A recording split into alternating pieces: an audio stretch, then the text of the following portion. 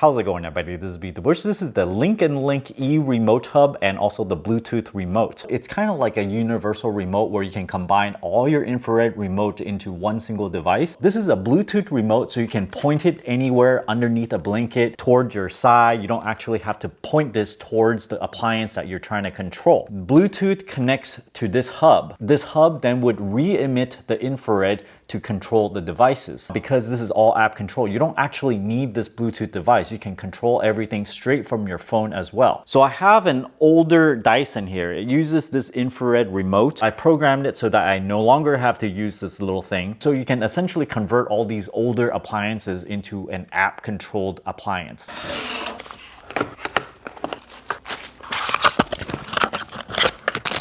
Uses a micro USB connector, batteries not included, and it needs two AAAs. It looks kind of like a Roku remote. Compared with an Apple TV remote, it's slightly bigger, but a little bit smaller than my Sony TV remote. It does not come with a USB AC adapter, so you have to supply your own or plug it into the TV. Make sure the tapered end is towards the bottom. Plug it in. Download the Linknlink app, open it up, select the country, accept the terms, sign up for a new account, read and accept the privacy policy. No one reads this. Continue.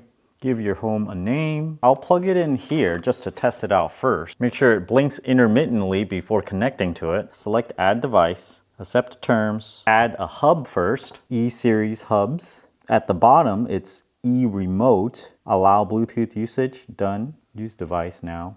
Update the firmware. Now that we connected the hub, we need to pair it with the Bluetooth remote. Hold the left and right buttons together until it flashes red right there. And on the app, add the Bluetooth remote. The remote has all these buttons that you can reassign, but let's just leave them all at the default for now. After you add the bridge and the Bluetooth remote, we need to add the appliance that we want to control. Click on the bridge, select add appliance, and try to find yours here. And I will select Dyson. This is an older model, so it's not going to match quite well with the recent infrared remotes. So I can't find my model. And I gotta run through all these options here. Doesn't work.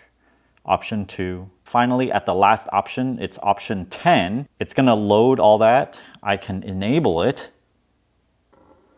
And it actually turns on the fan. It clearly has an infrared remote control. However, each time you press the on-off button, it actually emits two different kinds of codes. I programmed it so each of these buttons emit the different codes. The swing also emits two different codes, so I programmed it to these two buttons. The fan speed up is this one, fan speed down that one, hot and cool. So you can upgrade the infrared remote into this Bluetooth one. I did the configuration so we can turn it on.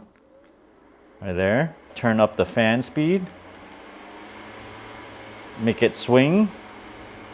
Now, if I push this button, it doesn't stop swinging. I have to push this other button and it'll stop swinging. The hot and cool buttons, I can change the temperature up higher. So basically a universal remote that you can program to anything you want. The Bluetooth remote connects to this module, and this module re-emits the infrared back to the older appliances that only accepts infrared remote control signals. When you push a button on the remote, you see those flashes there. It blasts 7 infrared LEDs to broadcast the infrared signal all over the place. Similarly, on your infrared remote, you can see it blink a little bit over there. And so these Bluetooth remotes have no infrared output here. It's an RF antenna instead that emits information to the hub, and the hub rebroadcasts the information back to your appliance. If you guys are interested in getting a set of these, check out my affiliate link down in the video description below. Thanks for watching this video. Until next time.